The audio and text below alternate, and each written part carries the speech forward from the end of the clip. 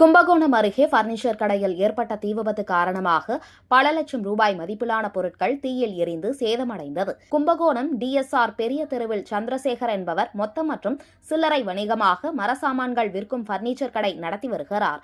இன்று அதிகாலை பர்னிச்சர் கடையின் கிடங்கு பகுதியில் திடீரென தீ விபத்து ஏற்பட்டுள்ளது. அங்கு படுத்திருந்த ஊழியர்கள் உரிமையாளர்களுக்கும் தீயணைப்பு நிலையத்திற்கும் தகவல் கொடுத்துள்ளனர்.